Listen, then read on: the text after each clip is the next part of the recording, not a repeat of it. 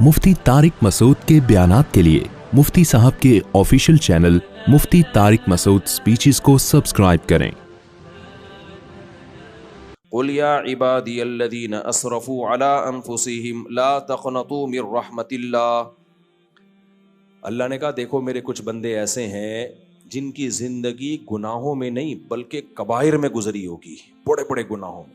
ज़िंदगी के किसी मोड़ पर उनको ख्याल आएगा कि एक दिन मौत भी है, हमने अल्लाह को मुंह भी दिखाना है, अब हम तौबा करके नेक बनते हैं। शैतान कहेगा कि इतनी 100 चूहे खा के बिल्ली चली हज को, इतने लोग तुमने मार दिए, इतनी शराबें पी ली, ये कर लिया वो कर लिया, अब कहाँ से तौबा कबूल होगी। तो अल्लाह ने कुरान की आयतों का हिस्सा बना दिया अपने इस कलाम को कि ए नबी, इनसे कह दीजिए असरफू अला अनफुसिहिम, जिन्होंने अपने नफ्स पर ज्यादती की है, थोड़े बहुत गुनाह नहीं किए, बहुत ज्यादा गुनाह किए हैं। ला तक़नतू मिर रहमतिल्लाह, अल्लाह की रहमत से मायूस मत हो। हमारे यहाँ शायद का मतलब पता है क्या समझा जाता है? बंदा गुनाह भी कर रहा है और कह रहे अल्लाह गफूर रहीम है, हम अल्लाह से मायूस नहीं है, 2 बोतल और लेकर आया, ले आ यार, ढक्कन खोल जल्दी से, अल्लाह बख्शने वाला है। रमजान के रोजे नहीं रख रहे, कोई बात नहीं यार, अल्लाह क्या है, बोलो, बख्शने वाला है। ये मतलब नहीं है मेरे भाई। अल्लाह जब कहते हैं ना मेरी रहमत से मायूस मत हो, मतलब ये है कि तौबा करना का अगर इरादा है कर लो, माफ कर दूंगा। ये मतलब नहीं है कि तौबा किए बगैर ही माफ कर दूंगा। तभी अल्लाह कहते हैं जिन लोगों ने गुनाह कर करके अपने नफ्स पे जुल्म कर लिया है, अल्लाह कहते हैं ला तक़नतू मिर रहमतिल्लाह, अल्लाह की रहमत से मायूस मत हो। क्या मतलब? आगे अल्लाह कह रहे हैं व अनीबू इला रब्बिकुम, अपने रब की तरफ रुजू करो, अब आ जाओ अल्लाह की तरफ। व अस्लिमू लहू, अपने आप को मुकम्मल अल्लाह के सुपुर्द कर दो। मिन क़ब्लि अन यअतियकुमुल अज़ाब, इससे पहले कि तुम पर अजाब आए, सुम्मा ला तुनसरून, फिर तुम्हारी मदद नहीं होगी। ये ज़हन में रखो। अभी तुम्हें ख्याल आ गया ना तौबा का, माफ कर देगा अल्लाह, लेकिन एक टाइम ऐसा आएगा माफी का दरवाजा बंद। वो कौन सा टाइम है? मौत। हदीस में आता है अल्लाह अपने बंदे की तौबा उस वक्त तक कबूल करते हैं जब तक मौत का झटका, गरगरा जिसे कहते हैं ना, सांस उखड़ना शुरू हो गया मौत के वक्त, जब तक वो नहीं लगता उससे पहले पहले तौबा का दरवाजा खुला हुआ है। आगे अल्लाह फरमाते हैं वत्तबिऊ अहसन मा उनज़िला इलैकुम मिर रब्बिकुम, अल्लाह ने जो तुम पे खूबसूरत कलाम नाजिल किया है इसको फॉलो करना शुरू कर दो। समझ में आ रहा है तौबा किसे कहते हैं? अल्लाह की रहमत से मायूस ना होने का क्या मतलब है? अल्लाह कहते हैं चलो अब आ जाओ, अब उस कुरान को फॉलो करना शुरू कर दो। हमारी खवातीन पर्दा नहीं कर रही, अल्लाह गफूर रहीम है। अल्लाह कहते हैं मैं गफूर रहीम हूं, तौबा करो और आज के बाद उस कुरान को फॉलो करना शुरू कर दो। कुरान में अल्लाह ने औरत को पर्दे का हुक्म दिया कि नहीं दिया? अल्लाह कहते हैं चलो आज से कर लो, पिछला सारा क्या कर दूंगा, माफ। हम ऐसे ढीठ हैं, माफी भी मांग रहे हैं और अपनी गलतियों को छोड़ने के लिए भी तैयार नहीं है। इस पर अक्सर मैं एक वाकया सुनाता हूँ। वाकया कोई मुस्तनद नहीं है, बाज वाकये गैर मुस्तनद होते हैं, लेकिन उनसे जो सबक मिलता है वो क्या होता है? वो बड़ा जबरदस्त सबक होता है। तो वो चीज़ झूठ के जुमरे में नहीं आती है। कहते हैं हजरत मूसा अलैहिस्सलाम के पास शैतान आया और कहने लगा आप अल्लाह से हम कलाम होते हो, अल्लाह से पूछना कि मैंने आदम को सजदे से इनकार किया था। अल्लाह कहता है कि जितना भी बड़ा गुनाह हो तौबा से माफ़ हो जाता है। तो अल्लाह से पूछ के आए कि मैं आज तौबा के लिए तैयार हूँ, क्या मेरा गुनाह माफ़ हो जाएगा? भाई मैं तैयार हूँ तौबा के लिए, क्या मेरा गुनाह माफ़ हो जाएगा? इतने लोगों को जहन्नम में फिकवा दिया था उसने, कितने को अब तक फिकवा चुका है ना जहन्नम में। मूसा अलैहिस्सलाम के दौर तक भी बहुत सारे लोगों को फिकवा दिया था। अब आ रहा है पूछने के लिए कि भाई मैं अगर तौबा करूं माफ हो जाएगा? हजरत मूसा ने अल्लाह से पूछा, अल्लाह शैतान तौबा करेगा तो क्या तौबा करेगा तो माफ हो जाएगा उसका गुनाह? अल्लाह ने कहा मेरा तौबा के बारे में कानून सब के लिए, जो भी तौबा करेगा उसका गुनाह माफ हो जाएगा। यहां तक मैं और आप, हम और शैतान मुत्तफिक हैं। हम भी यही कहते हैं कि भाई अल्लाह सारे गुनाहों को माफ कर देगा अगर हम तौबा करें। आगे तरीके में वही काम हम कर रहे हैं जो शैतान ने किया था। जब मूसा अलैहिस्सलाम ने शैतान को आके बताया कि भाई अल्लाह कह रहे हैं तू भी तौबा करेगा तेरा गुनाह भी क्या हो जाएगा, معاف. شیطان بڑا خوش ہو گیا, لے بھائی اتنے بندوں کو جہنم میں پھکوا دیا میں نے, اور اتنے شتونگڑے پیدا کر لیے. شیطان تو 4 کیا 8 شادیاں کرتا ہے, پیدا ہی کرتا چلا جا رہا ہے شتونگڑے. اس لیے میں کہہ رہا ہوں کہ شیطان کی اسپیڈ سے تو اپنی اسپیڈ بڑھاؤ کم از کم, تاکہ توحید پرست پیدا ہوں, ورنہ شتونگڑے زیادہ پیدا ہو رہے ہیں. انسان کے بچے توحید پرست. ہم غیر مسلموں کو تھوڑی ترغیب دے رہے ہیں کہ زیادہ اولاد بڑھاؤ, ہم تو مسلمانوں کو ترغیب دے رہے ہیں تاکہ دنیا میں توحید پرست لوگ زیادہ تعداد میں آ جائیں. اچھا خیر, یہ پھر شیطان بیچ میں کچھ اس نے کچھ آیا تھا, اس سلسلے میں حاضر ہوا تھا تاکہ موضوع کو کیا کرے, وہ چینج کرے. لیکن شیطان اس سے بہت ناراض ہوتا ہے جب میں 4 شادیوں کی بات کرتا ہوں, یہ ذہن میں رکھوں. شیطان کہتا ہے میرا تو زنا کا سارا پروگرام ہی اڑ گیا. ٹھیک ہے, وہ بہت غصہ ہوتا ہے. اچھا خیر, تو موسیٰ علیہ السلام نے شیطان سے کہا کہ اللہ کہہ رہے ہیں تیری توبہ قبول ہو جائے. شیطان بڑا خوش ہو گیا, لے بھائی اتنے بندے پھکوا دیے اور توبہ کروں گا. توبہ بھی کیا, 27ویں رات کو اٹھ کے روؤں گا ختم قرآن کے موقع پر, اگلا پچھلا سب معاف. تو شیطان نے کہا کہ اچھا اللہ سے توبہ کا طریقہ پوچھ لیں. شیطان کا مقصد یہ تھا کہ 27ویں رات میں رونا مناسب رہے گا, یا حجر اسود پہ کھڑے چوم کے توبہ مناسب رہے گی, یا ملتزم کی دیواروں سے رخسار لگا کے رونا مناسب رہے گا. طریقہ بتائیں. جیسے ہم بھی یہی سمجھتے ہیں نا کہ بھائی ملتزم سے لگ کے رو لیے سب, اگلا پچھلا معاف. 27ویں رات میں کلابازیاں کھا لیں سب, اگلا پچھلا معاف. تو شیطان کے بارے میں بھی, شیطان کو بھی کسی شیطان نے یہ سمجھایا ہوا تھا, اس سے بڑے شیطان نے. تو شیطان نے موسیٰ علیہ السلام سے کہا بھائی اب ایکچولی ذرا مجھے طریقہ پتہ چل جائے. حضرت موسیٰ علیہ السلام نے اللہ میاں سے پوچھا, اللہ شیطان طریقہ پوچھ رہا ہے. تو موسیٰ علیہ السلام نے فرمایا, اللہ نے فرمایا کہ شیطان سے کہو بھائی تیرا جرم یہ تھا کہ آدم کو سجدہ نہیں کیا تھا نا, اس جرم پہ سزا ملی ہے, تو اب اس کی تلافی تو یہ ہوگی کہ آدم کو سجدہ کر. اب آدم نہیں ہے تو میں تجھے خصوصی پیکج دے رہا ہوں کہ ان کی قبر پہ سجدہ کر لے تو میں مان لوں گا آدم کو کیا.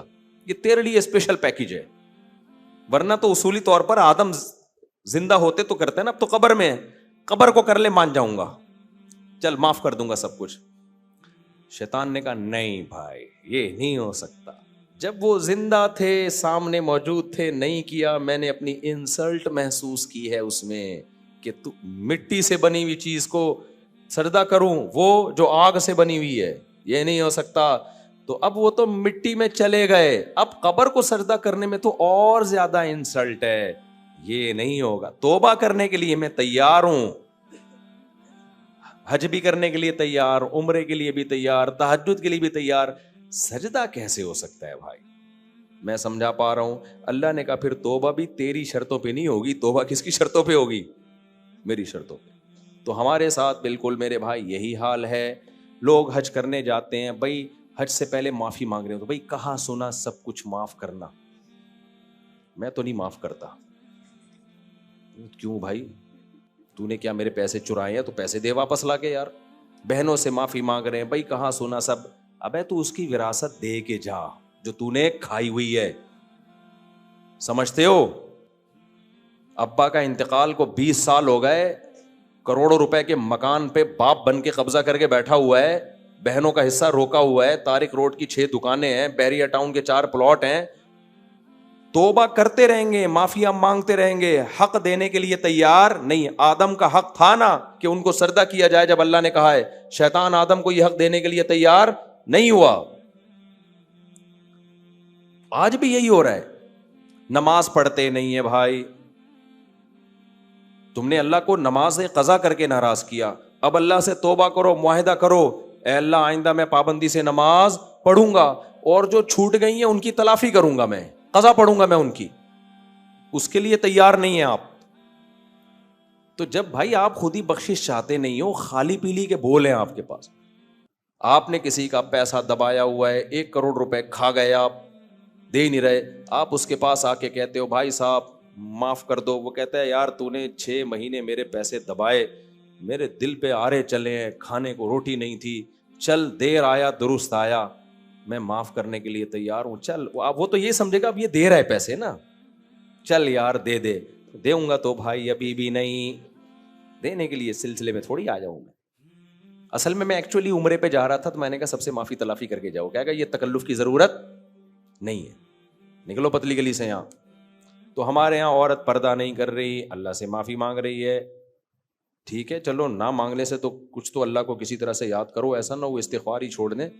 داڑھی نہیں رکھ رہے لوگ, نماز نہیں پڑھ رہے لوگ, بد نظری نہیں چھوڑ رہے, فحش فلمیں دیکھ رہے ہیں, توبہ کرو بھائی.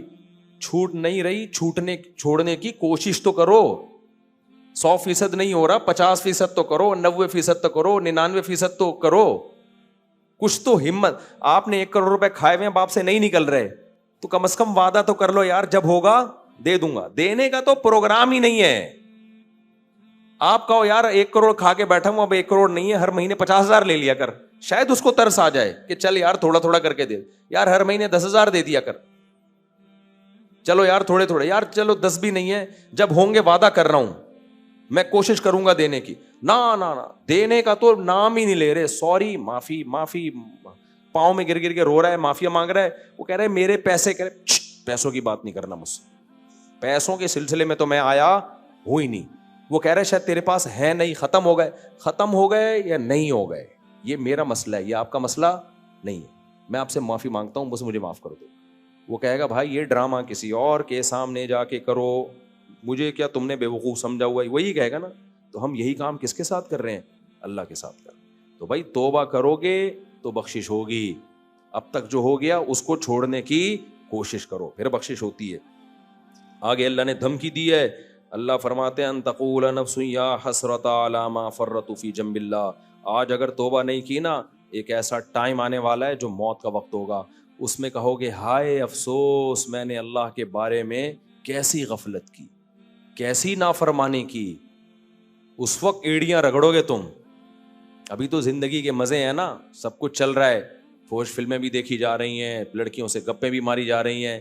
یہ طاقتیں آپ میں ہر وقت موجود نہیں ہوں گی. آپ جب مرنے لگو گے آپ کو پتہ ہے ابھی میری روح نکلے گی اور پھٹے پہ مجھے لٹایا جائے گا, پھر قبر کے اندر لٹایا جائے گا. اتنی موٹی موٹی سلیں رکھ کے ایک سوراخ بھی نہیں چھوڑتے مردے کے لیے کہ تھوڑا سانس ہی لے لے کہیں سے, کوئی روشنی کی جگہ نہیں چھوڑتے. اور جو کہتے ہیں نا ہمارا ٹائم پاس نہیں ہوتا, اصل میں فلمیں ڈرامے دیکھے بغیر, حضرت حکیم اختر صاحب رحمہ اللہ بڑی پیاری بات کرتے تھے, فرماتے تھے ٹائم پاس نہ ہوتا تو قبر میں کیسے پہنچتے. یہ اتنے مردے جو قبروں میں ہیں سب کا ٹائم پاس ہوا ہے تبھی تو پہنچے ہیں. ٹائم رکا ہوا ہوتا تو مرتے ہی نہیں کبھی. ٹائم سب کا پاس ہو رہا ہے, کسی کا نماز پڑھ کے, اچھے کام کر کے, کسی کا سٹے لگا کے, فلمیں دیکھ کے, ڈرامے دیکھ کے, لڑکیوں سے باتیں کر کے. ٹائم میرے بھائی سب کا پاس ہوگا اور اینڈ سب کا ایک جیسا ہونے والا ہے. وہ کیا ہے؟ سب کچھ چھوٹ جائے گا. یہ جو آپ کی محبوبائیں ہیں نا جو تم لوگوں نے پالی ہوئی ہیں اور صبح شام دل دینے کی باتیں کرتے ہو, تھوڑا سا لکوا ہو جائے پھر دیکھو تمہیں کون پوچھتا ہے. اور تمہاری گرل فرینڈ کو تھوڑا سا فرما آڑا ترشا ہو جائے بس, تم بھی کہو گے بھائی مجھے اگر محبت ہی کرنی اپنی ماں سے نہیں کروں تجھ سے کیوں کروں میں. جب ٹیڑھی ہو گئی نا, تھوڑی سی لکوا ہو گیا آپ کی گرل فرینڈ کو, تھوڑا سا فرما ٹیڑھا ہو گیا, جیسے ہی آپ ملو گے آپ بولو گے واٹس گوئنگ آن, کیا ہو رہا ہے, واٹس ہیپننگ. وہ جواب میں کہے میں آپ کی محبوبہ, آپ مجھے دل دیا تھا آپ نے. وہ کہ دیا تھا آپ نے. وہ کہ آپ محبت کریں تو آپ جواب میں پتہ کیا ہوگا, ماں سے نہیں کر لوں جس نے مجھے گود میں پالا ہے, میری نجاستیں صاف کی اس نے راتوں کو اٹھ کے, میرے لیے اتنی قربانیاں دی, اس سے نہیں کر لوں. کرنی ہے تو بھائی اس سے کروں گا میں. تو یہ ہے یہ دنیا کی بولو محبت, جس کو کہہ رہے ہیں دل دے دوں گا اور اس کے لیے خودکشیاں. ماں کی محبت میں نے کوئی کھمبے سے لٹکتا ہوا نہیں دیکھا. گرل فرینڈ میں لٹک رہے ہیں, نہیں ملی تو لٹک گیا وہاں جا کے, وہاں لٹک گیا, وہاں لالے سے دریافت ہوا اور پھر فخر بھی کر رہا ہوتا ہے. جہنم میں جائے گا. اللہ کہے گا مرنا تو ویسے ہی حرام ہے خودکشی, لیکن ماں پہ, ملک پہ جان دے دیتا, باپ پہ جان دیتا, ماں پہ جان دیتا. تو اس لیے میرے بھائی جو جتنی محبت ہے نا اس کو اتنا ہی رکھو. یہ اللہ نے ایک سیکس کی ایک انسان میں وہ رکھی ہے تاکہ نسل بڑھے, نکاح ہو اور آگے نسل بڑھے. اس سے زیادہ اس کو لفٹ کرانے کی ضرورت نہیں. اور میاں بیوی میں تو پھر بھی پاکیزہ محبت بھی ہوتی ہے. جب یہی شادی میں تبدیل ہوتی ہے محبت مارکیٹ سے شارٹ, ٹھیک ہے, تبھی تو طلاقیں ہوتی ہیں. گرل فرینڈ بوائے فرینڈ والے نکاح اکثر ناکام ہوتے ہیں. کیونکہ پہلے جو جذبات ہوتے ہیں شادی کے بعد وہ رہتے نہیں, شادی کے بعد ذمہ داریاں آ جاتی ہیں, ذمہ داریاں پوری کرتے ہوئے آدمی بھی ڈرتا ہے, بیگم بھی ڈرتی ہے. بیگم کہہ رہی پہلے بوائے فرینڈ تھا, سانس نند کا کوئی چکر ہی نہیں تھا, قائد اعظم کے مزار پہ فاتحہ کے بہانے جاتے تھے, ملاقات کر کے آتے تھے, محبت کی باتیں ہوتی تھی اور جو ہے نا وہ انجوائے کر رہے تھے. اب عورت کہتی ہے اب تو اس کی ماں کی خدمت کرو, اس کی بہنوں کے تانے سنو, اس کے کپڑے استری کرو, ناشتہ بنا کے دو وغیرہ وغیرہ, بیسیوں پہ بچہ پیدا کرو, اس کے لیے اتنی ٹینشن. اور مرد بھی یہ کہتا ہے ابے گیس بجلی کا بل بھی میں دوں اور کماؤں بھی میں, آدھا تو کم بخت یہ کھا جاتی ہے, پہلے تو میں دوستوں میں بھی اڑاتا تھا اب تو سارا یہ کھا جاتی ہے. فوراً دونوں کس کی طرف جاتے ہیں؟ ڈیورس کی طرف. تبھی آپ دیکھ لیں جتنے بھی عظیم انسان ہیں نا, یہ گھروں میں عظیم نہیں ہوتے, ان کے گھروں میں علیحدگی ہوتی ہے. ایک انگریز کے نا پچھلے سال ایک کلپ دیکھا, وہ بڑا براڈ مائنڈیڈ بننے کی کوشش, ایفیشنسی زیادہ جھاڑتے ہیں نا لوگ تو بدنام بہت ہوتے ہیں. ان میں طلاق ہو رہی ہے نا, تو یہ پیغام دینا چاہتے ہیں کہ ہم میاں بیوی ایکچولی دیکھو کتنے نیک ہیں, کیسے تمیز سے ہم علیحدگی اختیار کر رہے ہیں. تو سوسائٹی کو یہ میسج دے رہے ہیں اتنی محبت سے الگ ہوا کرو. لوگوں نے دبا کے گالیاں دی ہوئی تھی نیچے, کیونکہ ان کی عمر اچھی خاصی ہو گئی, بچہ ہے نہیں. لوگوں نے کہا کم بختو اتنے 8-10 سال تم اکٹھے رہو, ایک بچہ بھی تم, یہ کیا تمہاری محبت تھی یار, ایک بچہ بھی تم سے پیدا نہیں ہوا. اب تو الحمدللہ میرے بیان سن کے لوگ آٹو پہ آ گئے ہیں, آٹو پہ نا خود ہی گالیاں دینا شروع کر دیتے ہیں. اور بالکل صحیح کہہ رہے ہو یار, تمہارے اندر اتنی محبت تھی تو چلو ٹھیک ہے تم تمیز سے علیحدگی اختیار کر رہے ہو, لیکن جب کم بختوں تمہارے نسل ہی نہیں ہوگی تو علیحدگیاں ہی ہوں گی. میاں بیوی تو شروع میں محبت ہوتی ہے, اس کے بعد وہ اولاد کی خاطر جڑ کے رہ رہے ہوتے ہیں, ان کی محبت چینج ہو جاتی ہے کسی اور محبت میں. تو انگریزوں کے ہاں ہوتے ہی نہیں. انہوں نے کہا کم بختوں 10 سال میں تمہارے بچہ پیدا نہیں ہوا اور کہہ رہے ہم میوچل انڈرسٹینڈنگ سے کیا ہو رہے ہیں, الگ ہو رہے ہیں. تو الگ ہی ہونا تھا اور کیا کرنا تھا. تو ہم نہیں, پاکستانی نے گالیاں دی میں تھی کہ ہمیں کیوں خراب کر رہے ہو, سمجھ رہے ہو کہ نہیں سمجھ رہے. چلو اب آگے چلتے ہیں جلدی. تو اللہ نے فرمایا ایک دن ایسا آئے گا کہ موت کا وقت آئے گا اور تم حسرت کرو گے, اور پھر پتہ ہے کیا کہو گے, لو ان اللہ ہدانی لکنت من المتقین. اللہ پہ الزام ڈال دو گے, اے اللہ تو اگر مجھے ہدایت زبردستی دے دیتا نا تو آج میں بھی جنت میں جا رہا ہوتا. یہ موت کے وقت انسان کی کیفیت ہوتی ہے. بلی کس پہ ڈال رہا ہے؟ اللہ پہ. اللہ تو زبردستی بھی تو مجھے انسان کا بچہ بنا سکتا تھا نا. پھر جب دیکھے گا نا عذاب نہیں ٹل رہا, پھر پتہ ہے کیا کہے گا, او تقول حین تر العذاب, جب عذاب اپنی آنکھوں سے دیکھے گا, لو ان لی کرۃ فاکون من المحسنین, کہے گا اے اللہ ایک دفعہ دنیا میں جانے کی مہلت دے دے, میں صرف صالح نہیں بنوں گا محسن بنوں گا. محسن کا مطلب اتنا اچھا عمل کر کے آؤں گا نا کہ میرا شمار نیک لوگوں میں نہیں محسنین میں ہو. احسان کہتے ہیں کسی بھی عمل میں ایکسیلنسی پیدا کر دینا. جب میں آؤں گا نا, یعنی اللہ سے کہے گا دوبارہ دنیا میں بھیج دے, مجھے مہلت دے دے, میں اتنا اچھا عمل کروں گا نا کہ تو یہ نہیں کہے گا گڈ, تو کہے گا ایکسیلنٹ. ایک دفعہ مہلت دے دے. یہ کیفیت انسان کی ہوگی کب؟ موت کے وقت. لیکن اللہ فرماتے ہیں بلا قد جاءت کا آیاتی, اللہ کہتے ہیں کیوں نہیں بھائی, مہلتیں بڑی ملی ہیں تجھے, میرے پاس تیرے پاس میری نشانیاں آئیں, میں زمین سے نباتات کو پھاڑ کے تناور درخت بناتا رہا, بیج اور دانے گھٹلی کو پھاڑ کر آسمان سے بارشیں برساتا رہا, تو پیدا ہوا, پیدا ہوتے ہی تیری ماں کی چھاتیوں میں نے دودھ پیدا کر دیا, سوکھا چارہ تو جانوروں کو کھلاتا تھا, اس سے چکنا گاڑا دودھ نکلتا ہوا دیکھ رہا تھا, میری قدرت کے سارے کمالات دیکھے, تو نے موسیٰ کے واقعے بھی پڑھے, تو نے عیسیٰ کے واقعے بھی پڑھے, تو نے سلیمان اور داؤد کے واقعات بھی پڑھے, تو نے محمد صلی اللہ علیہ وسلم کی سیرت بھی پڑھی. اولم نعمرکم ما یتذکر فیہ من تذکر وجاءکم النذیر, اللہ کہیں گے کیا میں نے تجھے اتنی عمر نہیں دی تھی کہ تجھے نصیحت حاصل ہو جاتی؟ ٹائم شارٹ تھا تیرے پاس, کیا سوچنے کا موقع ہی نہیں ملا. اس لیے یہ عذر اللہ کے ہاں نہیں چلے گا. اس لیے میرے بھائی موت سے پہلے انسان کے بچہ بن جائے نا, اس میں فائدہ ہے. اور موت کا کوئی پتہ نہیں ہے. بعض دفعہ شیطان کہتا ہے چلو ابھی تو ہم جوان ہیں, تھوڑا اس کو کیا کر دیں, ہم ڈیلے کر دیں. موت کا پتہ نہیں ہے. اور ایک بات یاد رکھو, جب آپ گناہوں سے بچتے ہو نا, صرف آخرت میں فائدہ نہیں ہوتا, دنیا میں نقد انعام ملتا ہے. خوش زندگی صرف ان لوگوں کی ہوتی ہے جو برائیوں سے بچتے ہیں. اور جو برائیاں کرتے ہیں نا ان کی خوشی کی مثال پتہ ہے کیسی ہے؟ جیسے چرسی اور ہیروئنچیوں کو خوشی ہوتی ہے نشہ کرتے ہوئے. تھوڑی دیر کی خوشی ہے جب تک سٹا لگا رہے ہیں, اس کے بعد جتنے ڈپریشن میں چرسی اور ہیروئنچی ہوتے ہیں نا. کل ہمارے ایک دوست نے آئس والوں کا قصہ سنایا, ماں باپ نے اپنے بچے کو کمانے کے لیے دبئی بھیجا, وہ عیاشیوں میں لگ کے آئس پینے لگا. اب مجھے نہیں پتا ایسے ہی پیتے ہیں آئس, کوئی آئس والا مذاق نہ اڑائے, بس کو یوں نہیں پیتا, مجھے کیا پتا کیسے پیتے ہیں, میں نے تو کبھی دیکھا, اللہ نہ ہی دکھائے تو اچھا ہے. بہرحال جس طرح بھی ناک کے ذریعے دماغ میں ڈال رہے ہیں یا پھیپڑوں میں ڈال رہے ہیں یا سٹا لگا رہے ہیں, واللہ عالم. وہ بچہ کس میں لگ گیا؟ آئس میں. ماں باپ کے لیے ایک عذاب جان بنا ہوا ہے وہ. جب اس کو نشہ نہیں ملتا توے اٹھا کے مارتا ہے گھر میں کسی کا سر پھاڑ دیا, ماں سے بدتمیزی کر رہا ہے, ماں سے لڑ رہا ہے. جب پیسے ختم ہو گئے تو اب گھر کی چیزیں اٹھا کے بیچ رہا ہے, ماں پریشان ہے.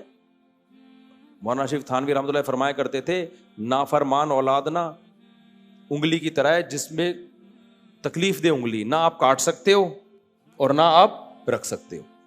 کیا کریں اس اولاد کے ساتھ؟ گھر کا سارا سامان بیچ دیا, فائلیں اٹھا کے گھر کی رکھ کر آ گیا, گروی پیسے چاہیے ہم, لیکن اس سے نشہ نہیں چھوٹ رہا. صاف کہہ رہا ہے بھائی میں کیسے چھوڑوں اس کو. تو لوگ کیا کرتے ہیں, بے وقوف آدمی دیکھے گا جب آئس پی رہا ہے نا تو دیکھیں گے یار کتنا سکون میں ہے یار, اصل عیاشی تو کس کی ہے؟ ان لوگوں کی ہے. ابے اصل عیاشی ان کی ہوتی تو یہ ایسی ڈپریشن میں نہ خود جاتے نہ توے سے لوگوں کا سر پھاڑتے. تو جتنے گناہ ہیں, زنا کا نشہ, آپ کیا سمجھتے ہو زنا کرنے والا عیاشی کرتا ہے؟ اپنی عیاشیوں کو آگ لگا دیتا ہے زنا کرنے والا, کیونکہ اس کو جو ٹھڑک پیدا ہو چکی ہوتی ہے نا, اس کو اگر ہر دوسرے دن کوئی طوائف نہ ملے اس کا دماغ خراب ہوتا ہے, وہ پاگل ہوتا ہے. شادی والا آدمی اپنی بیویوں میں مطمئن, اس کو یہ ٹھڑک نہیں ہوتی, وہ بے سکونی کی طرف جاتا نہیں ہے. جیسے جو آدمی شہد کھاتا ہے, دودھ پیتا ہے, کیا اس میں ٹھڑک پیدا ہو جاتی ہے؟ جس دن شہد نہ ملے بے ہوش ہو رہا ہے وہ. بھائی جس دن شہد نہیں ملے گا کھجور کھا لے گا, کیا خیال ہے؟ کھجور نہیں ملے گی گڑ کھا لے گا, گڑ نہیں ملے گا لڈو کھا لے گا, لڈو نہیں ملے گا ایک دن صبر کر لے گا, چلو یار کل کھا لیں گے ہم. لیکن جو نشے کے عادی ہوتے ہیں وہ پاگل ہو جاتے ہیں, ڈپریشن میں جاتے ہیں. تو گناہ ایک نشہ ہے, یہ نیچرل, یہ لذت حاصل کرنے کا نیچرل طریقہ نہیں ہے. دودھ نیچرل ہے, شراب نیچرل نہیں ہے. دودھ پینے والے کو دودھ نہ ملے ڈپریشن میں نہیں جائے گا, شراب پینے والے کو شراب نہ ملے پاگل ہو جائے گا, وہ بندوقیں نکال کے بندے مارنا شروع کر دے گا. جو جرمنی میں مارا ہے نا شرابی نے, گھس کے بندہ ہی مار دیا. تو اسی طرح میرے بھائی نکاح کرنا نیچرل ہے, زنا کرنا نیچرل نہیں ہے. نکاح کرنے والے کی بیوی اگر کچھ دن کے لیے مارکیٹ سے یعنی گھر سے شارٹ ہو گئی, منائے گا, صبر کرے گا, ایک اور شادی کی کوشش کرے گا, یہی ہوگا, پاگل نہیں ہوگا.